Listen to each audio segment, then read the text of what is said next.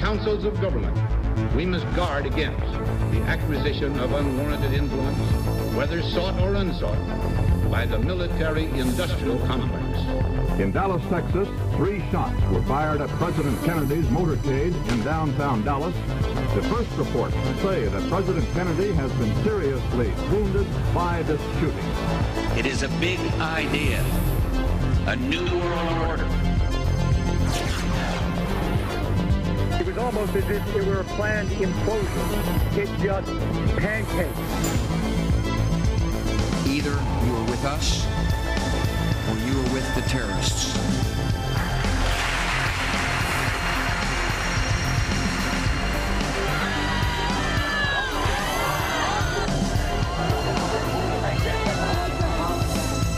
But I also believe that a lot of gun owners would agree that AK-47s belong in the hands of soldiers, not in the hands of criminals. Guns will be taken, and no one will be able to be armed. We will take all guns. For many of the police and guard troops, it is an uncomfortable job to do this in an American city. Global governance at last. Is it one world? The central bankers in charge. But aren't we all just living and dying for what the central banks do? As for me, give me liberty or give me death! The answer to 1984 is 1776. Welcome, ladies and gentlemen, to the INFOWARS Nightly News. I'm your host, Aaron Dykes. Today is Friday, January 11th, 2013. Tonight, Illinois governor wants gold registration as the control freak and revenge-hungry government wants to audit gold sales. Meanwhile, China is becoming the world's largest prepper. What are you doing to get your house in order? Then, British host Piers Morgan calls the U.S. Constitution your little book. You come in, you brandish your little book as if I don't know my little book. That's the Constitution of the United States. Our founding Plus, secrets of World War Z leaked, and Operation Gladio, the Cold War-era black op, continues. That's up next on the INFOWARS Nightly News.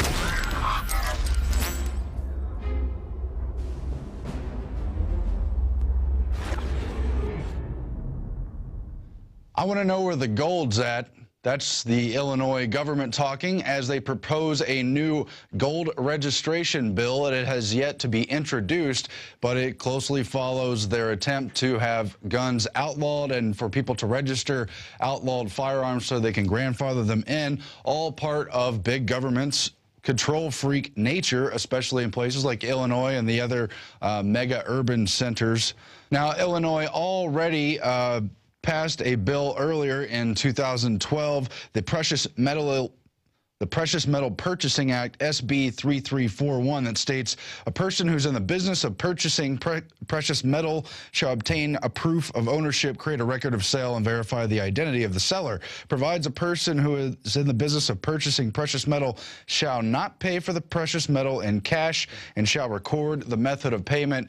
Overall, they're trying to do away with cash actions, make sure government has its little finger in all the pies, and of course, people like FDR already banned the gold in this country back in 1933, so these moves are not unprecedented. We just know they head towards tyranny, so not a good sign. They're trying to ban guns and gold, anything else that could be construed to be connected with freedom. Meanwhile, Rick Perry, governor here in Texas, has called Governor Cuomo's gun ban unconstitutional. He pretty much says that they can do it, they can try to pass it, but it will be challenged in courts. That's Rick Perry, of course, who talks the talk but doesn't always walk the walk, as he's worked with fascist private partnerships here in Texas to establish by stealth these toll roads, the Trans-Texas Corridor, all part of the NAFTA superhighway. You know, never turn your back on a politician. It's not always the weapon, it's the intent of the person holding the weapon, although it is nice to hear the rhetoric from him, sometimes challenging the feds, but he's clearly not trustworthy. Now, this interesting, Piers Morgan has stuck his foot in his mouth yet again. The British host calls the U.S. Constitution, quote, your little book. And they had on Ben Shapiro from Breitbart.com, who whipped out a constitution, and Piers Morgan began to belittle it in his tirade, part of the transcript is you come in, you brandish your little book as if I don't know what's in there. My little book, Shapiro said, that's the Constitution of the United States. It's our founding document, peers. And goes on to later say, why do you need these weapons? Morgan asks. Shapiro says they need them for the prospective possibility of resistance to tyranny, which is not a concern today, maybe not even a concern tomorrow. Morgan says, where do you expect the tyranny to come from? Shapiro says it could come from the United States because governments have gone tyrannical before, peers. He says, do you know how absurd you sound? You sound absurd, Morgan. Clearly, you don't know history. You don't have history on your side. You have no grasp of it. People like George W. Bush have already called the Constitution, quote, just a goddamn piece of paper. And you really have to choose what your little book is going to be, Piers Morgan. Is yours the Little Red Book of Chairman Mao? I am going to go with my little book being the Constitution, and what's wrong with these books being little anyway? I don't want to live by the Patriot Act or the Health Care Act or all the other tyrannical bills that are thousands of pages long that our so-called lawmakers don't even read before voting upon. No, I'll stick with the Constitution and Bill of Rights, thank you, because they were set up to protect individual freedoms, to try to buffer tyrannical government, knowing that maybe not all men, but some men, when put in power, will always go bad because power corrupts and absolute power corrupts absolutely. That's why the founders attempted to set up separation of powers, checks and balances, and the final check and balance rest with the people themselves who created the government. The government's a contract, Piers Morgan. It's not our little mother. It's not our God. It wasn't set up that way. And if they go tyrannical, as they did a long time ago, frankly, we need to warn them. We need to warn them again and check them. Look to nature. Look to the history of the founding of America. It's common sense. It's God-given rights. The Constitution and Bill of Rights are put in place to enumerate them. Let's cue up that Gadsden flag. But the right itself comes from God. It comes from nature. Self-defense is a natural action. They can vote away the Second Amendment. They can eradicate the language. But even a rattlesnake will warn you, but don't approach him because he has venom. He will get to you. A hedgehog is a very peaceful creature, and yet he has his own self-defense mechanisms. It's a natural thing to defend yourself, to try to ward off those who would attack you, those who would try to prey on you, and we cannot overlook government because governments are not our friends. We know that people always aspire towards power. That's why they try to set up limited government. Just look at that footage. Cute little hedgehog, but don't mess with him. He's got spikes, and we need to send that message here in America, too. That's why the founders established the Gadsden flag as a symbol of the revolution, said, we're not going to go after you. We're not going to do anything, but if you come tread on us, don't tread on us because we have venom. We're going to shake our rattle and warn you not to come mess with this. That's what the Second Amendment is. It's a warning. Don't come tread on me, but if you do tread on me, yeah, we're waiting for you. And you look more into nature, even the amoeba, even the little single-celled organisms have flagellas. They have their own means of self-defense, their own means of capturing prey. Again, it's natural. It's a God-given mechanism. It's natural for creatures to use whatever they can to try to defend themselves. And us as humans have the ability to use tools and apply them. Let's keep going with that amoeba footage because you see that Feinstein, Obama, Biden, they want us to be lower than amoebas. They want us to give up our self-defense and just lay down to government and whatever's done to us, let's just take it. Let's not even try to defend ourselves, not even try to run away as other single-celled organisms would do if they didn't have the superior weapons. No, just sit there and take it. That's the message from these globalists. You remember Bill Clinton back in 1994 said our rights as Americans were radical. It was this radical experiment, and basically we have to rein in government and take reasonable measures like gun control. Just crazy, as these hypocrites not only already have armed guards and Secret Service protection, but extend that protection. There's been a law on the books for a while limiting Secret Service protection to presidents to 10 years after their terms. Now Obama has given himself armed protection for life, but none of the slaves in America can afford to have armed guards. Maybe the rich celebrities who are also calling for gun control, maybe those in Congress making money off insider deals can afford to hire guys in suits with guns to protect them, but you, the American, don't deserve to protect yourself. That's the message being sent here. So just really more sign of hypocrisy. And of course, the president should be protected. No one better ever even think about laying a hand on a president president because then they'll win. No, we want to beat them in the info war. We want to discredit their arguments and show how self-defense is our right. You can't take it away from us. Obama also, of course, opposed the gun ban exception in Illinois, voting that even if you use a gun in self-defense for an intruder, an attempted rapist, an attempted murderer, that you should still be punished. They seize upon the case where the guy was made to pay a $750 fine even after using a gun against an intruder. Just absurd. And Obama's got a long history of voting against the Second Amendment, but this particular vote goes back to 2004. He's also got surveys when he was state senator and running for office dating back to at least 1996, where he answers absolutely yes to any and all proposed forms of gun legislation, gun control, and he's tried to obfuscate that. His aides have tried to make excuses, but we know Obama's on the record against the Second Amendment. And so here's a series of clips that Jakari Jackson rounded up demonstrating that hypocrisy, how people under armed guard are calling for our disarmament. Gun violence has been on a rampage, as we know firsthand and we know painfully. A man who had been fired from his job about a year or so began shooting near the Empire State Building, but out on the street. He killed one person, and at least 9 other people were shot, and some may have been shot accidentally by police officers. Because frankly, in my hometown of Chicago, there's an awful lot of violence, and they're not using AK-47s, they're using cheap handguns. And so what can we do to intervene? When he turned the door handle, I shot toward him with my mom's gun, and it hit him right here in the arm. After she shot Jones in the shoulder, he ran out of the bathroom and through this door. A comprehensive strategy. Part of it is seeing if we can get automatic weapons that kill folks in amazing numbers. The assassination attempt on President Ronald Reagan. An agent pulled an Uzi submachine gun out of a briefcase. We joke sometimes about how, Malia's getting to the age now, and boys start calling, and yes. Sort of. I always talk about how one of the main incentives for running again was continuing Secret Service protections, so that there are men with guns around at all times. We're 30 minutes from law enforcement. We had no way to protect ourselves, and there wasn't anybody around to take care of us. We were our first responders. Right. I came up with a plan, and the plan, has been on the news a lot. It's pretty self-explanatory. They have to have a CHL. We approve them. I guarantee you, Barack Obama ain't taking my shotguns, so don't buy that malarkey. Don't buy that malarkey. They're gonna start peddling that to you. I got 2. If he tries to fool my Beretta, he's got a problem. I like that little over and under. I'm not bad with it. The latest limousine, known as the Beast, thanks to 8-inch thick armor plating. Remington shotguns are close at hand. I'm the guy that originally wrote the assault weapons ban that became law, and then we got defeated. Then then Dianne Feinstein went to town on it and did a great job. I know the urge to arm yourself because that's what I did. I was trained in firearms.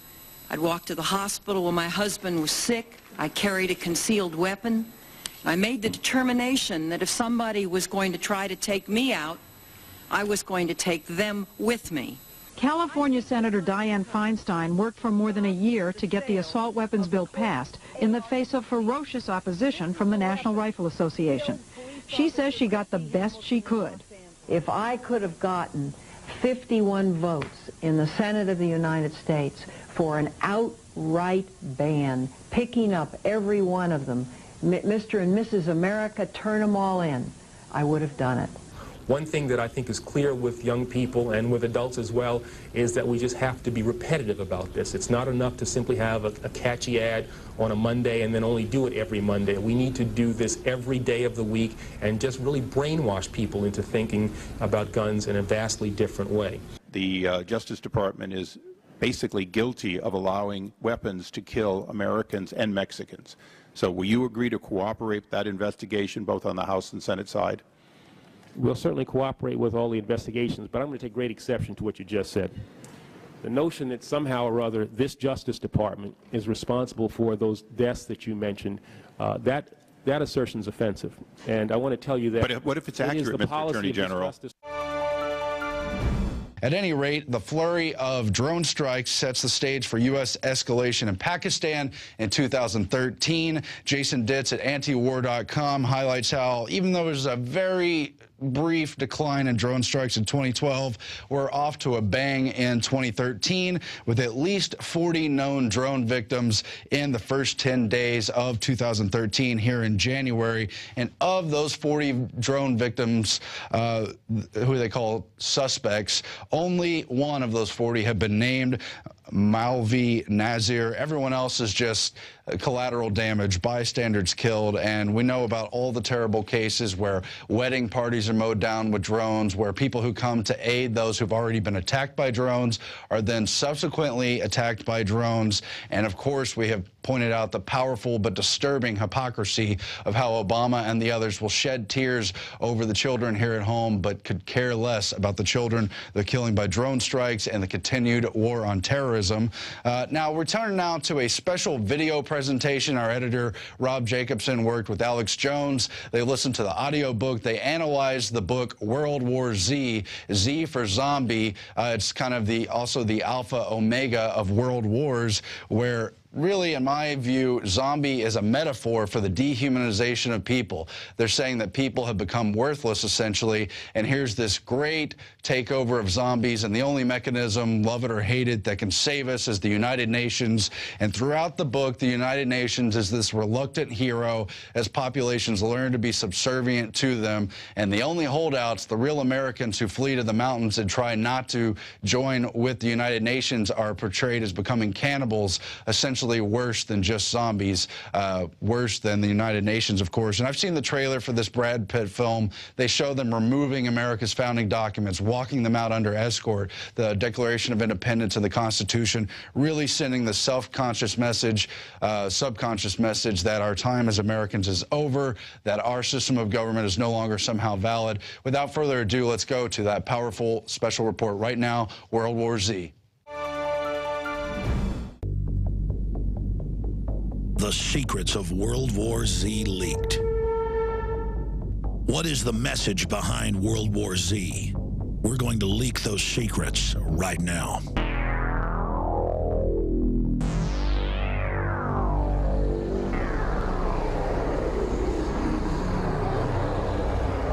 The core of the book is a UN plan developed to use survivors as bait to lure in the zombies so they can be exterminated.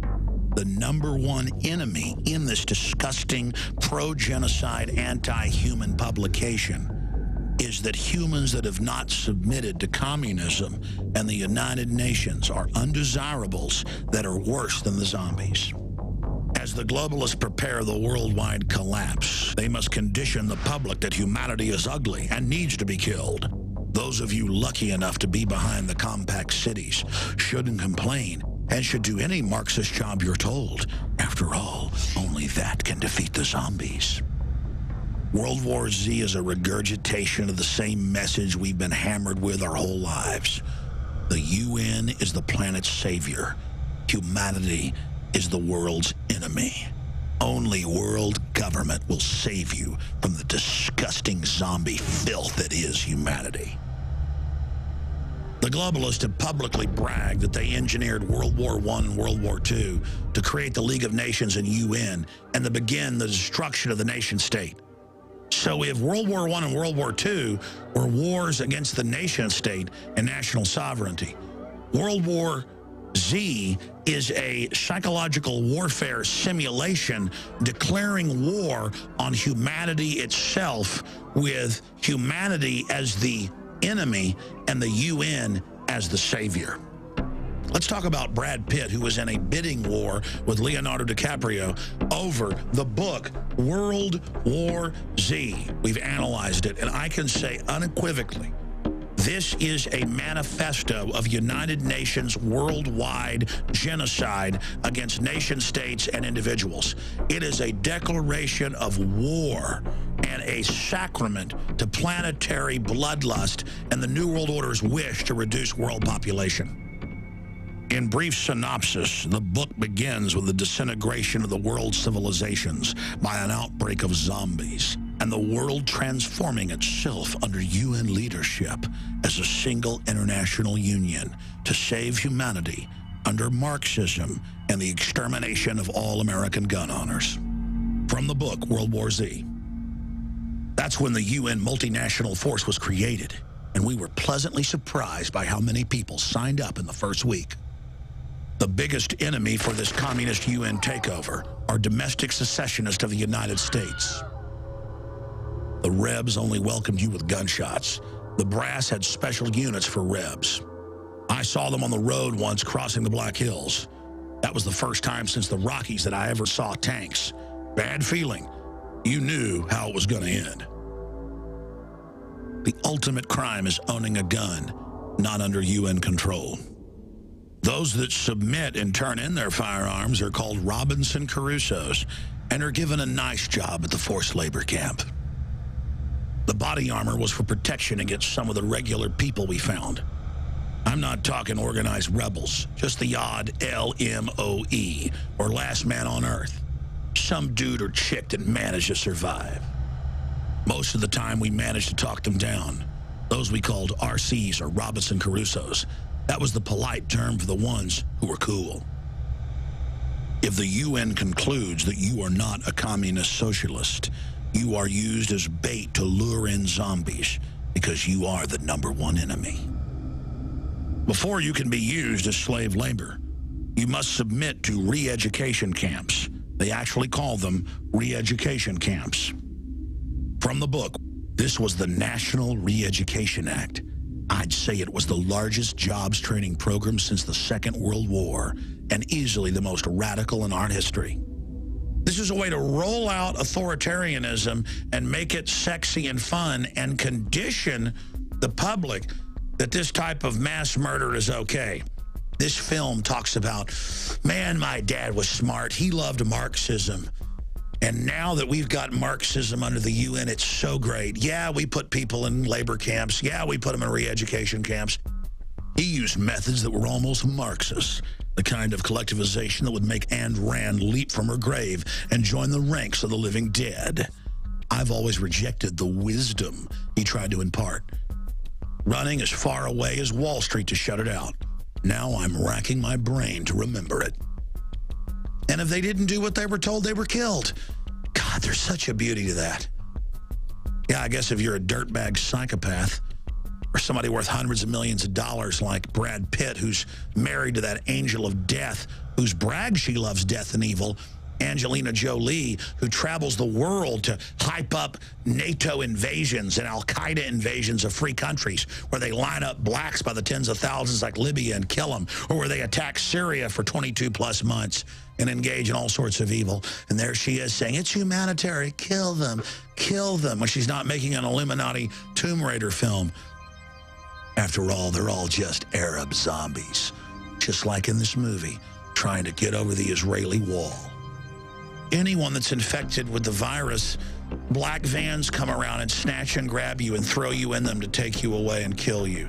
So it is pure conditioning for snatch and grab. It is pure operant conditioning and preparation to get the public ready for unbelievable evil. And you're told you will serve the mega-state. You will serve the greater collective of the Supreme UN Soviet, or you will die. Quoting the book, World War Z. The Rebs, on the other hand, armed, organized political secessionists. They were easily our most tangible danger. He would say in private, these must be eliminated swiftly, decisively, and by any means necessary.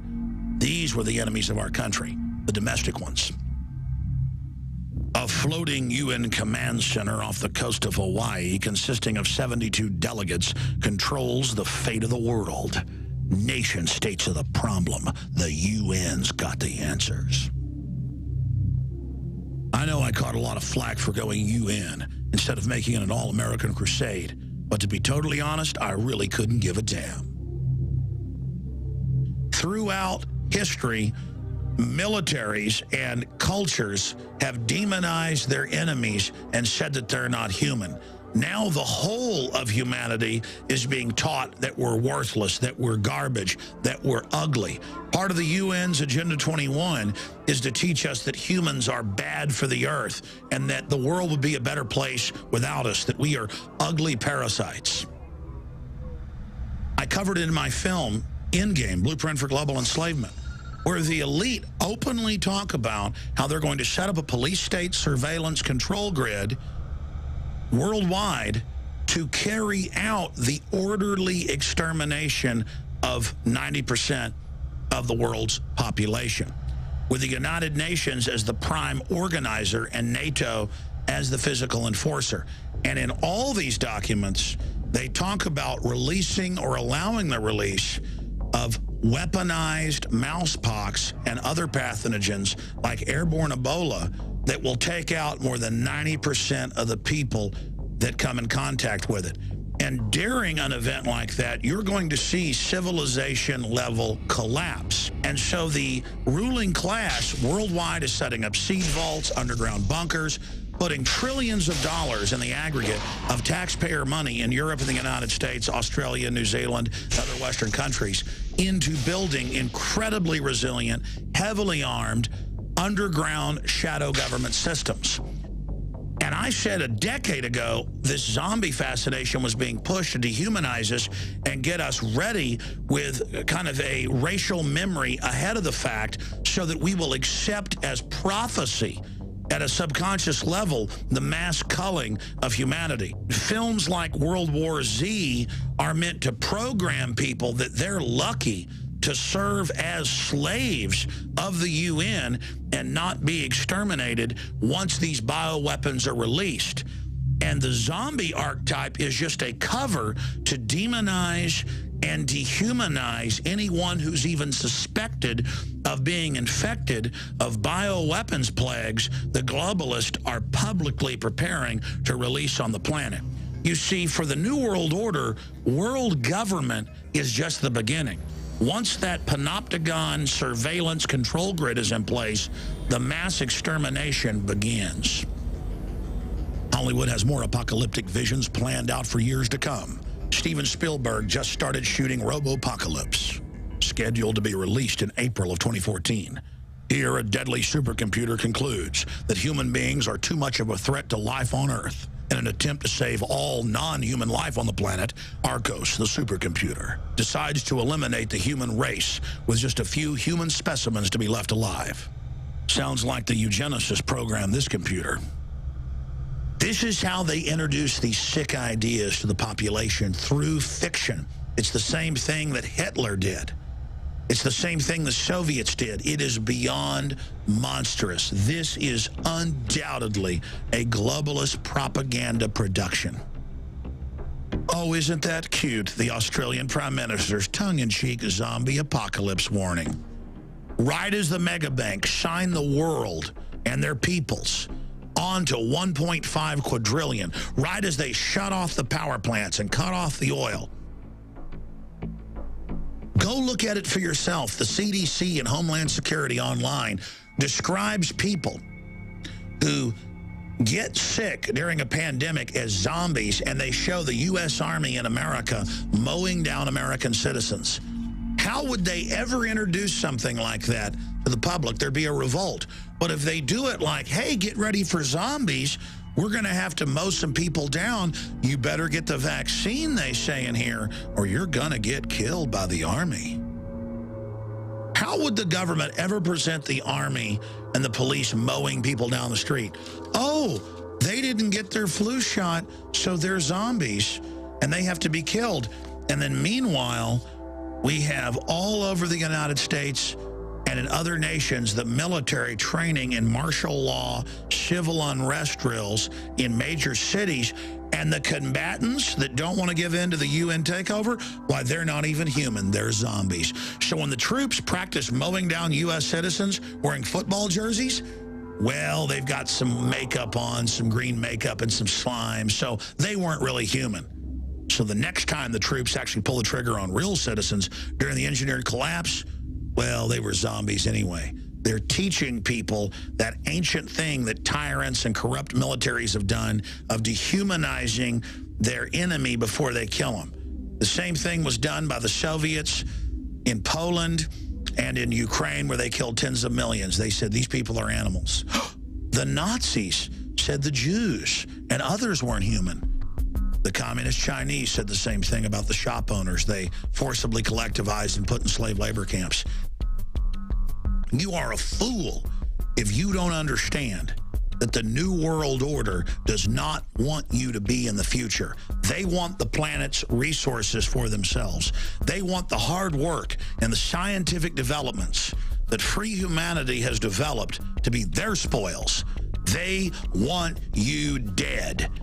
And people like Brad Pitt and Angelina Jolie are nothing but propagandists selling the population on mass genocide and megadeath.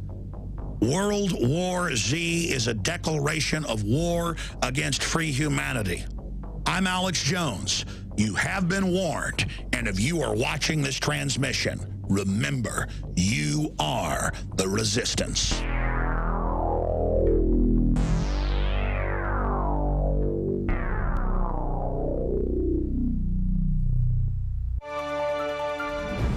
And of course, these Hollywood movies are always filled with propaganda, but it's particularly blatant in this case of World War Z, where the United Nations is particularly portrayed as the ultimate force. Now, China has been preparing for what is up for debate, but clearly preparing, digging in, hardening, taking measured preparations, and we'd better pay attention to that because we know they've been predicted by our own government, by our own military, and by China themselves as a future enemy. The United Nations agricultural experts have reported confusion after showing that China has imported 2.6 million tons of rice in 2012, even though there's no apparent shortage of rice. And further, why would they be stockpiling not only rice, but all kinds of different food stocks, baby formulas, I'm sure military preparations as well?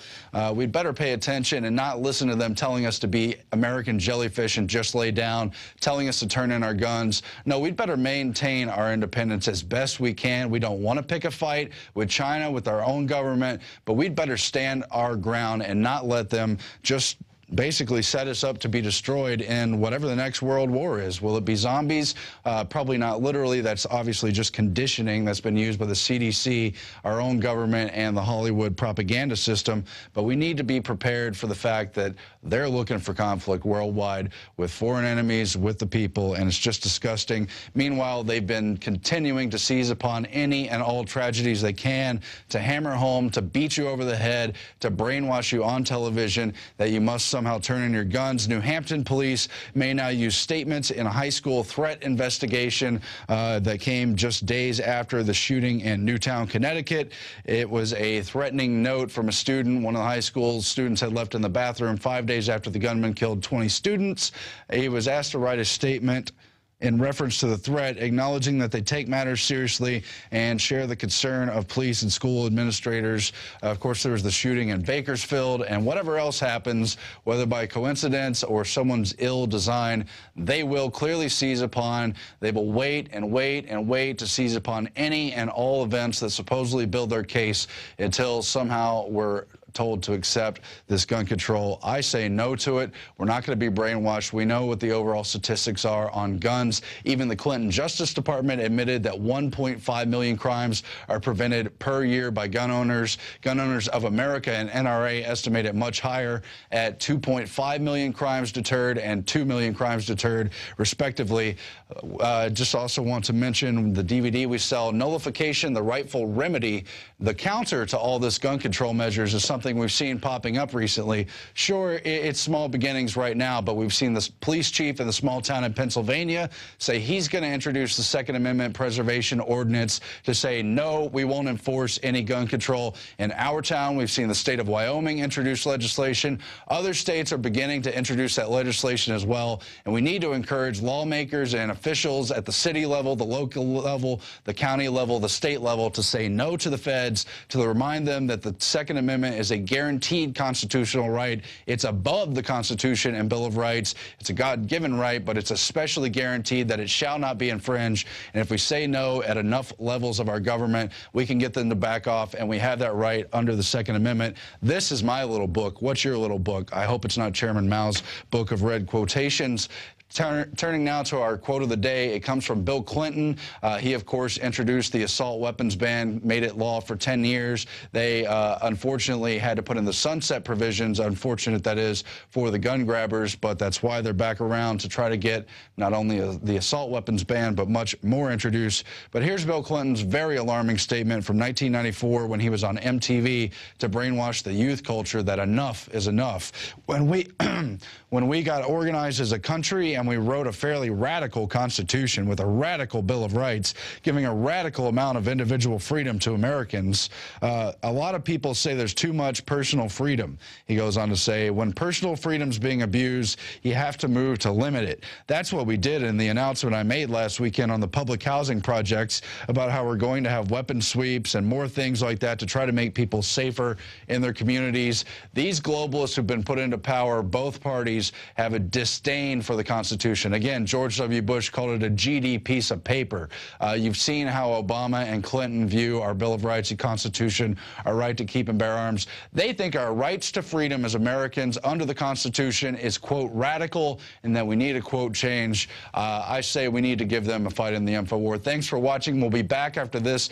Darren McBreen has powerful information on Operation Gladio that the CIA and other black op factions carried out in Italy decades ago. Is the same kind of strategy being played out in America to get us to turn in our guns, creating events, creating a wave of terror? You find out. You be the judge. We'll be back after this.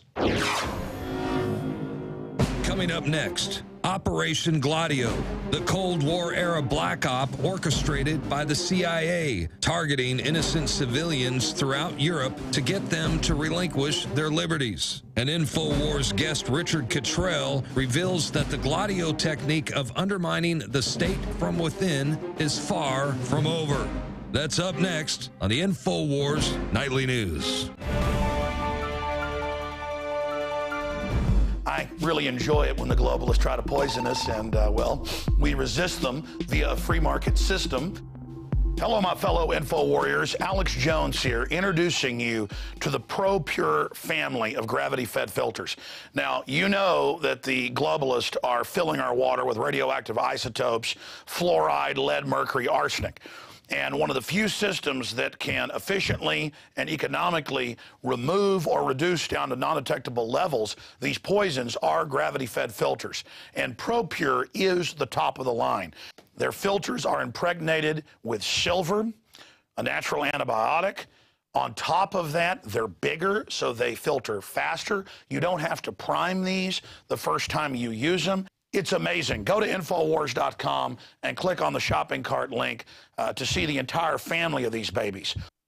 Now, the fluoride they add to our water is so tiny that most filters can't cut it out. But ProPure has their system that will, again, reduce it to non-detectable levels, almost get all of it out of there. That's also available. And if you look at the different systems they offer, the ProPure Big Brush Finish is on a stand, so it's easier on a table or at your restaurant or wherever you have it to go up with a glass or a mug and fill it up. Then there's this big baby right here, the ProPure King large version. Got a lot of different options that come with it.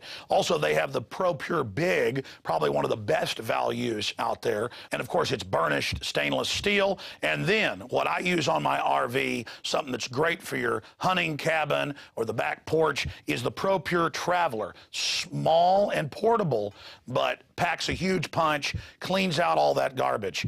They also have a glass sight spigot, so you don't have to take the top off and look in the bottom area to see how much water. You can see how fast it's filtering with this optional system. The globalists obviously are hitting us through our water. It's time to take control of our lives. It's time to not give our children and families these poisons, and these systems cut it down to non-detectable levels across the board. ProPure is the name.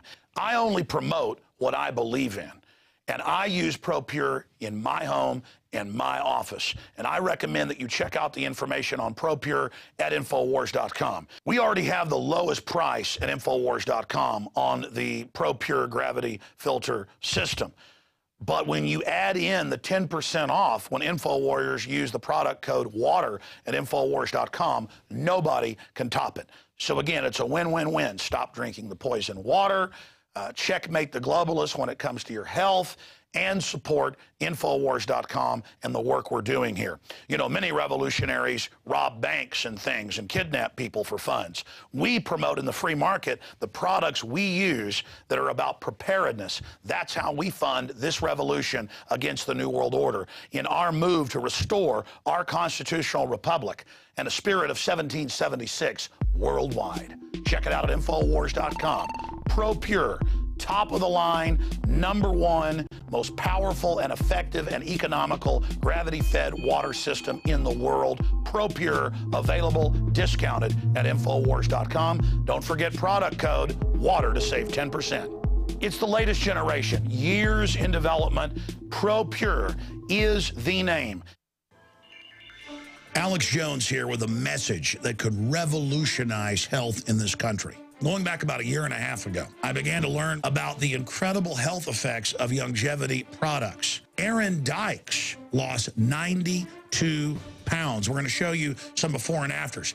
Aaron, break down what happened, your story. I've worked really hard with diet and exercise to try to lose weight, but I just didn't get the results. It just didn't happen. Then I saw what you were doing with InfoWarsTeam.com.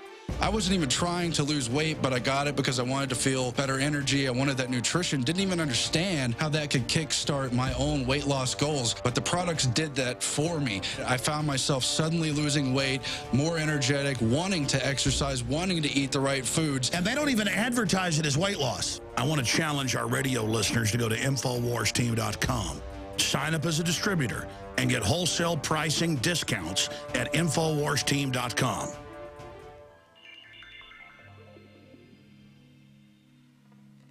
In 1953, the CIA and British intelligence staged terror attacks to overthrow the democratically elected leader of Iran, Mohammad Mossadegh.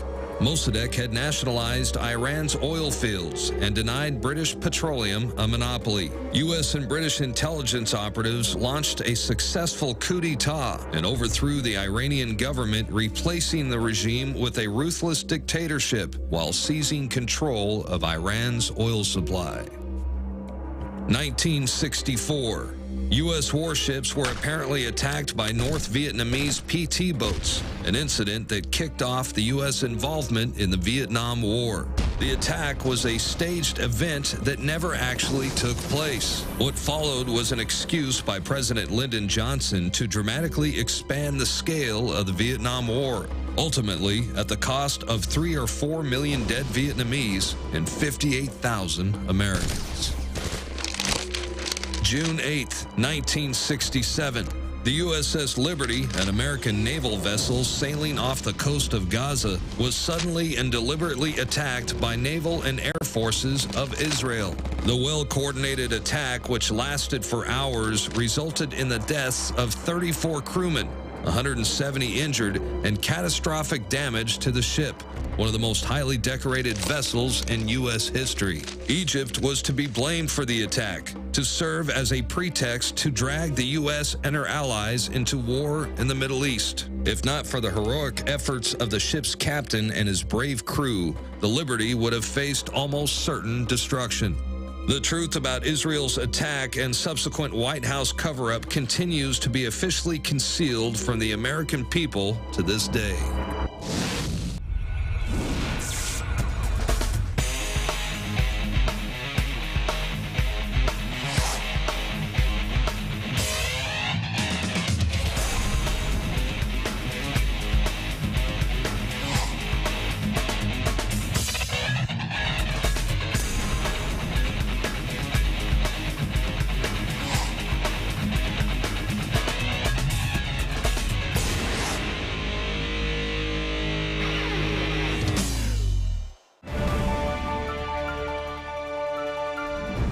Tonight, we're going to take a look at the role of the Central Intelligence Agency in sponsoring false flag operations. In particular, we will be examining Operation Gladio, a Cold War-era black op orchestrated by the CIA, who launched terrorist attacks in Italy and throughout Europe in order to blame leftist communists. The chosen targets were usually public places in order to create maximum impact. Bombs were planted in banks, in railway stations and trains, and snipers fired at will into innocent crowds of peaceful protesters or weekend shoppers simply out buying groceries. It was a slaughter of the innocents, and the United States, working through the CIA and secret war departments of NATO, carried out a long series of false flag terror attacks throughout the European continent to meet its own political ends. And with us now to help break this all down is a proficient expert in Operation Gladio, Richard Cottrell. He is a veteran European television journalist who specializes in politics and economics. He is a regular contributor to the national ITV network and the author of Gladio, NATO's dagger at the heart of Europe, the Pentagon, Nazi Mafia Terror Axis. And he joins us now from just outside of Venice, Italy. Richard Cottrell, welcome to the program. Thank you very much indeed. Hey, right out of the gate, let's start out with the evidence that we have that supports that Operation Gladio actually existed, because unfortunately in America, a lot of people are going to take one glimpse at Gladio and immediately dismiss it as a crazy conspiracy theory. So what kind of evidence do we have that supports that Gladio did indeed exist? Well, solid and documentary evidence, actually. First of all, we must explain that the secret army units, which became known as Gladio, took their title from a secret army unit which was established in Italy. All these organizations were set up by the North Atlantic Treaty Organization.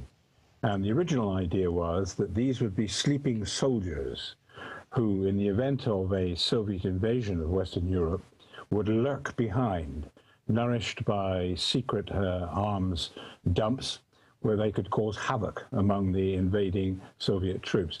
This was an idea of Churchill's, actually, which dates a long way back to the Boer War, which he covered as a correspondent for London newspapers. But it was revived both during the war and after the war as a way of resisting invaders from the East. So we know perfectly well from many books other than those written by me that the Gladio secret army organizations were real, that they were established by NATO with the encouragement of Western intelligence agencies, including, as you just mentioned, the CIA, but also the intelligence agencies of every single member state of NATO, and even some countries which were not members of NATO, such as Switzerland and Sweden, who were actually ghost members of the alliance. And that's another story in itself. So there's no real dispute that these organizations existed. What actually happened was a warp in their activities. There was a problem because the United States of America, particularly supported by the United Kingdom and some other countries, wanted the Cold War to continue. They wanted to create the mirage of a terrorist threat inspired by Moscow in Western Europe in order to justify massive arms spending. And you won't have to look very far beyond the American military-industrial complex. Well, I was just going to say, this reminds me of Ike's farewell address to the nation, where he warned of the impending military-industrial complex. So do you think this was a direct result of that? Because it looks like it started out with good intentions. I mean, I see nothing wrong with, you know, leave behind NATO's stay-behind armies in case of a total invasion by the Soviet Union. So where did they go wrong? Was it the infiltration by the CIA and the military-industrial complex? Is that where it started to go south? I think you've got to ask yourself a question here about General Lyman Lemnitzer.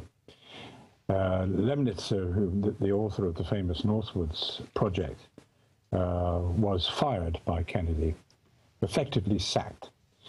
Because, as I state in my book, he looked as though he was sailing pretty close to creating a military coup in Washington to overthrow the government.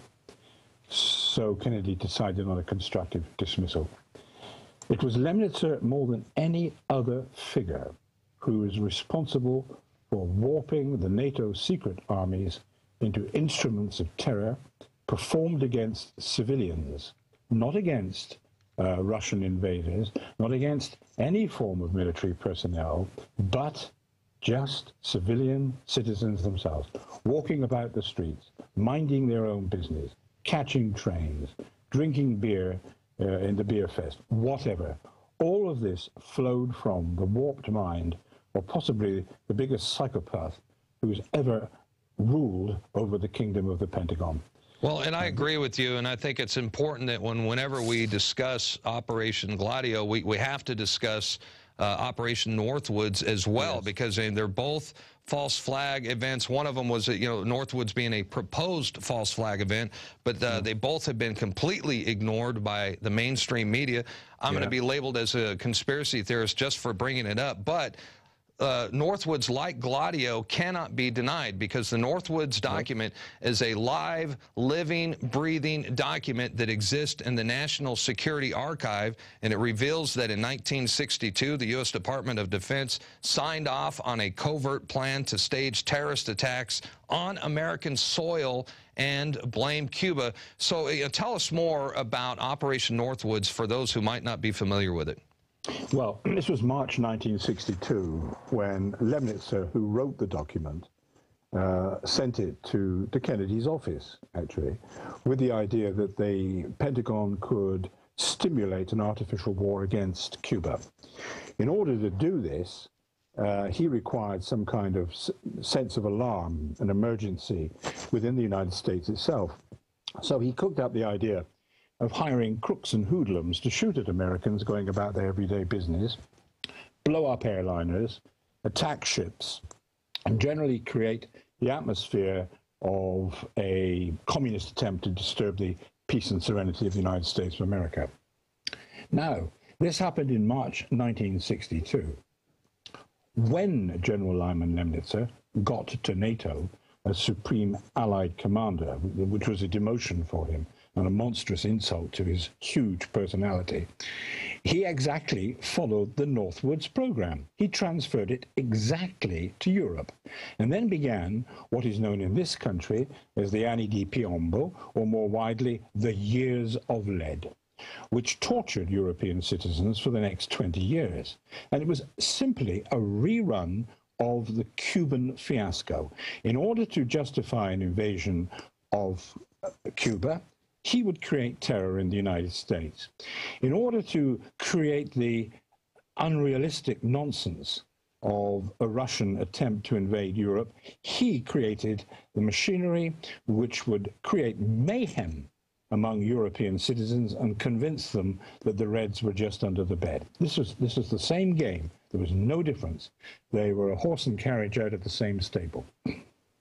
Well, I mean, this guy should be known historically as someone every bit as evil as Osama bin Laden, but, he had a khaki uniform on that makes a difference. Absolutely. And I'm curious is, how did Lemnitzer go from Northwoods, which was rejected in America, to Operation Gladio, which was implemented throughout Europe? Well, a couple of things happened here, which are of great importance. JFK, a person I greatly admire, and I certainly confess that freely. I think he was one of the greatest statesmen that America has ever produced. Well, I agree with you there.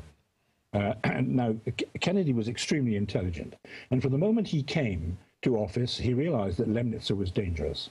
He was one of the very few who did. He realized that the Pentagon was out of control. I mean, Arthur Schlesinger has long since said, when he was asked during the Kennedy years, what was your biggest problem? And he said, we weren't in control of the Joint Chiefs. Yep. Yeah, and the Joint Chiefs were headed by Lyman Lemnitzer. There were a couple of books written about that time, which indicated the idea was present in media minds that there were dirty tricks going on in the Pentagon, and there might be a plot to overthrow the the JFK presidency, and possibly go beyond that. Well, I know. I was just going to say, you're the only author, and I'm sorry to cut you off, but you're the only author that I know of so far that suspects Lyman Lemnitzer may have some sort of connection to the JFK assassination, and I think for good reason. I mean, he certainly had the motive, and he fits the profile. What do you think his connection is to the JFK assassination? I think he organized it. Wow. I think he was the mastermind of the entire operation.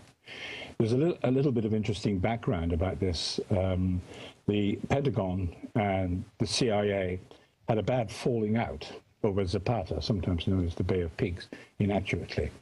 Lemnitzer displayed his traditional attitude of playing one side against the other. He had fallen out with the CIA for all kinds of reasons, stretching back to Vietnam, and he encouraged them to go into the swamp with the nasty crocodiles and other reptilian creatures waiting for them, so that he could cut the CIA down to size. But then, as soon as he realized that he himself was in difficulty with Kennedy, he patched up the quarrel. And the CIA and the Pentagon, led by Lemnitzer, cooked up the plot to kill Kennedy. I have no doubt of this, and I state it quite clearly in my book. I'm the only person, you correctly say, ever to point this out. But my question is, why has nobody else ever pointed out? This was a man who suffered the huge humiliation of being sacked as the U.S. General Chief of Staff. He was denied his due second term of office. Never happened before. This was a very arrogant and proud man. He was raised to the pinnacles of military success by Eisenhower himself. He owed his entire rise in military circles entirely to the benevolence of Eisenhower.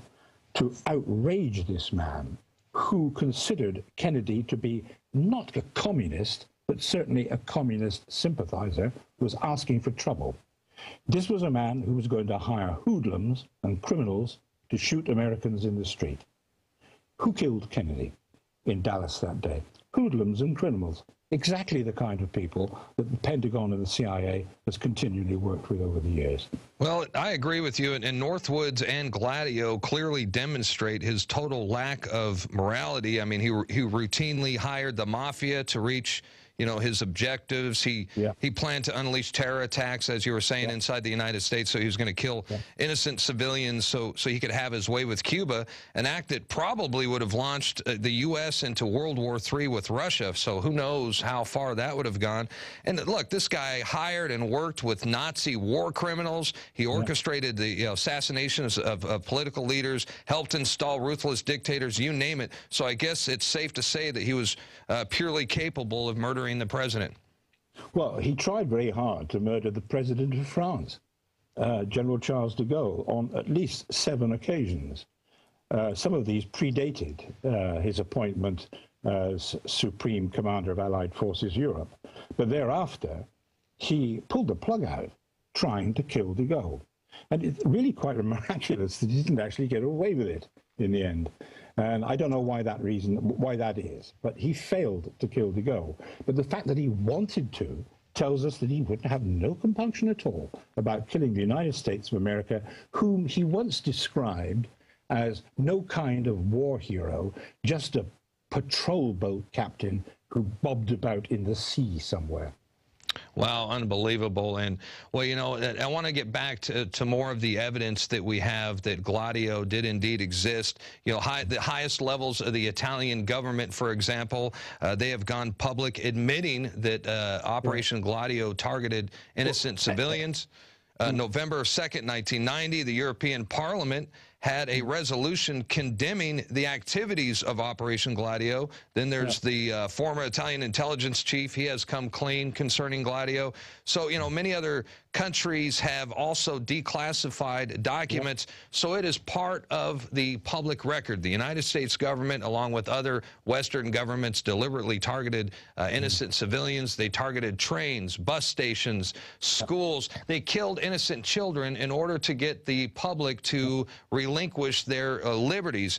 And, you know, I know this is hard for a lot of people to believe. I wish it wasn't true, but we got to face the facts. We got to deal with it. And what about you, Richard? Do you find that a lot of people have a hard time accepting this?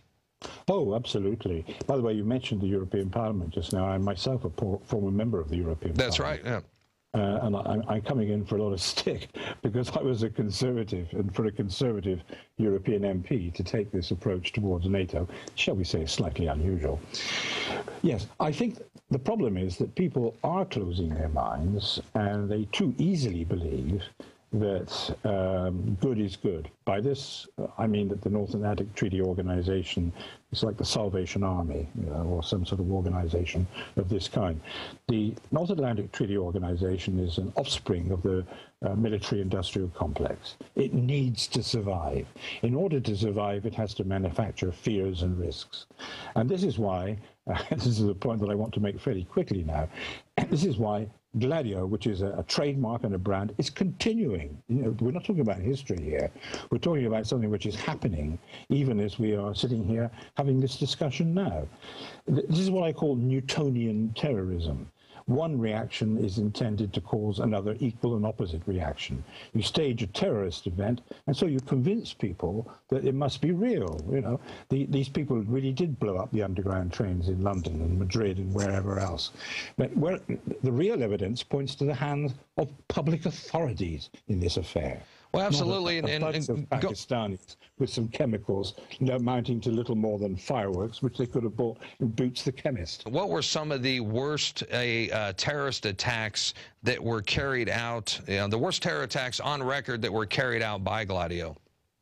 Well, it depends what you mean by worst terrorist attacks. I mean, there were selective assassinations, for example, of Aldo Moro, the former Italian prime minister, who had the temerity to propose a compact between the Christian Democrats and the communists, the so-called historic compromise.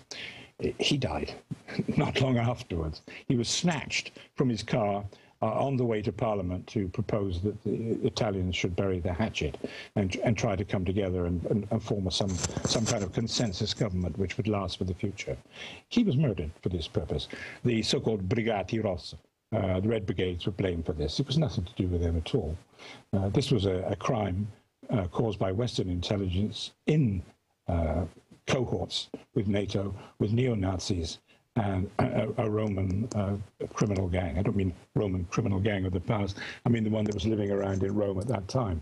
And this is very interesting because it once again shows the historiography here that Gladio always will work with extremist organizations, always neo-Nazis, and they have no compunction at all about working with the mafia and criminals.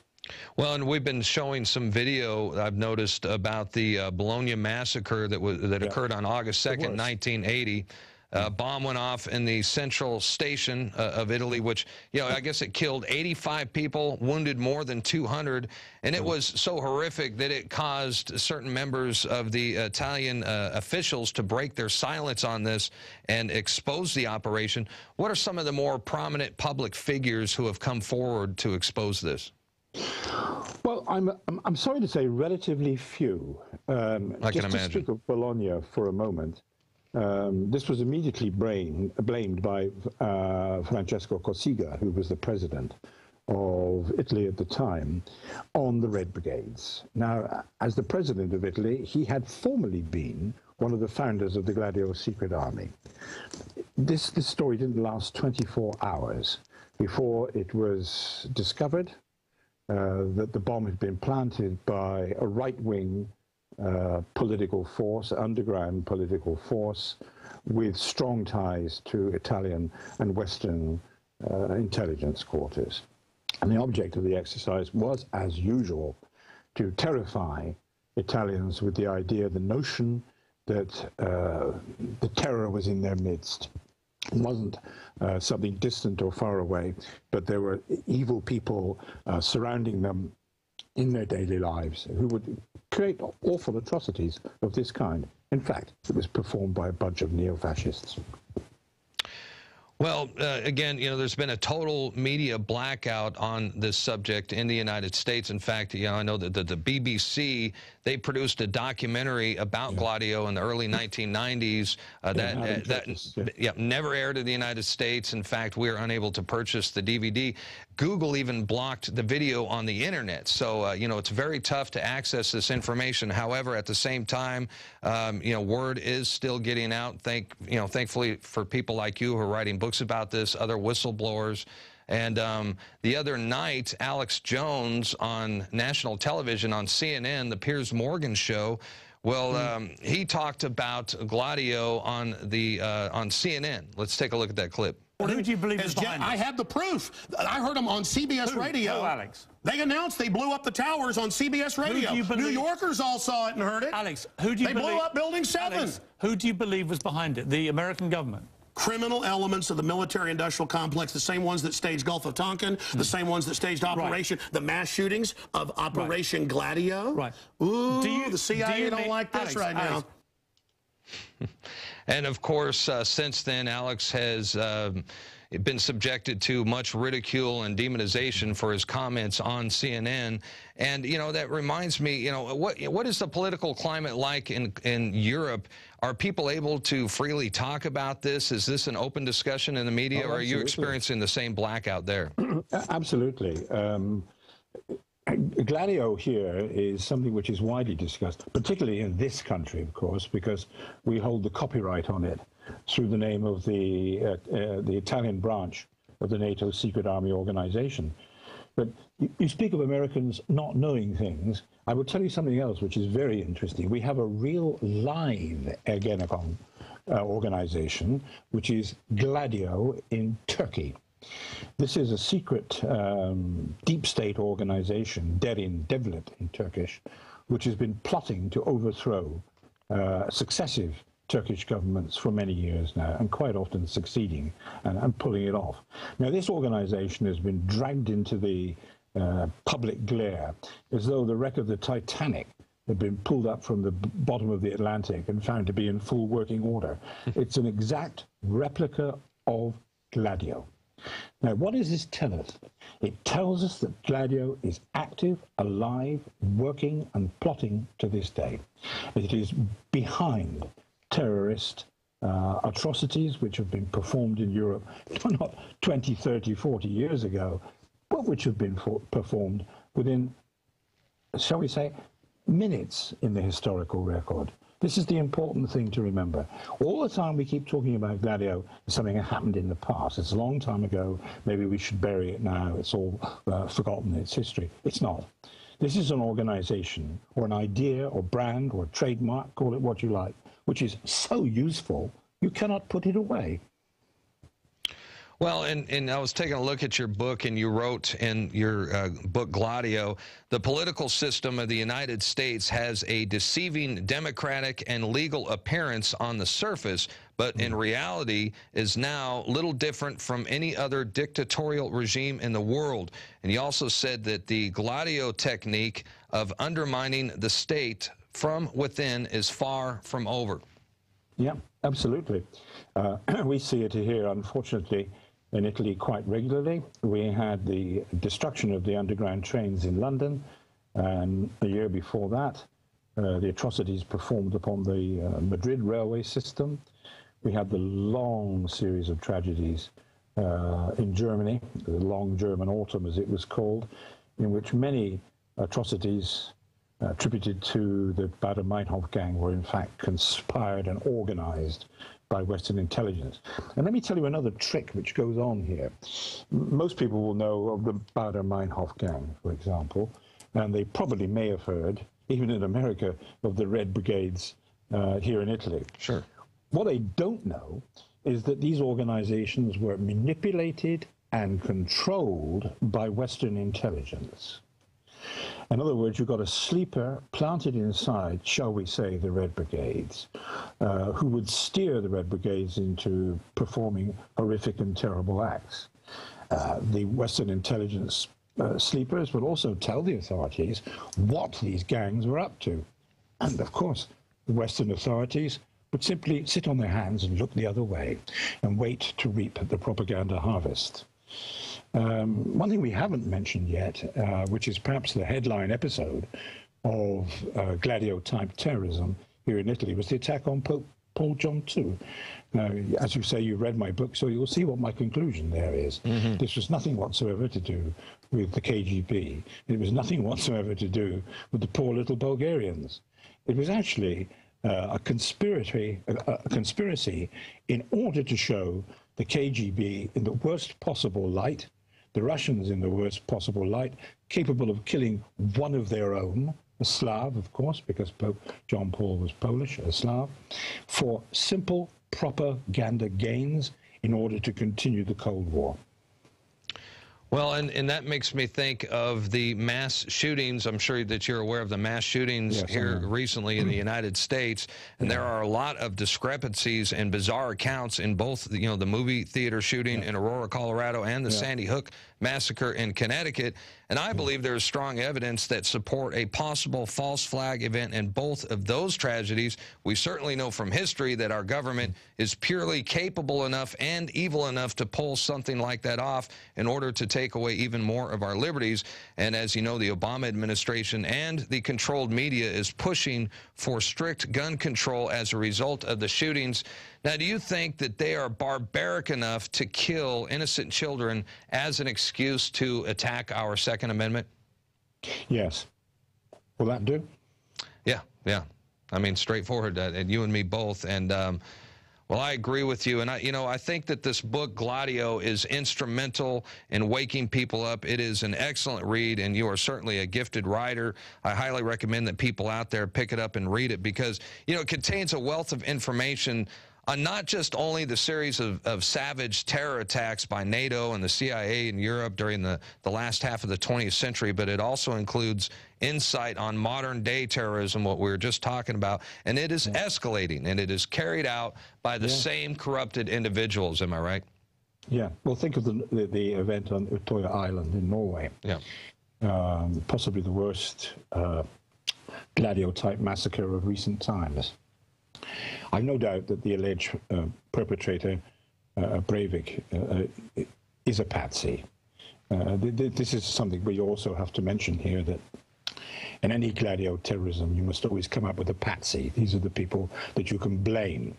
If necessary, bring them up in court, stage show trials. Or kill them. You can prove to people that these folk really were responsible for these terrible deeds. It's always a patsy. There's always a Lee Harvey Oswald in this somewhere.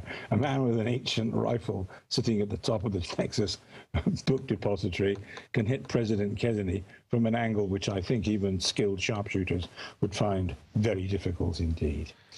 So always you can find that intelligence organizations will find the patsies that they need in order to create the diversions which can then reap the harvest in turn of, as you say, culling our personal liberties, destroying our democratic societies, and continuing the warlike menace to our societies as a whole.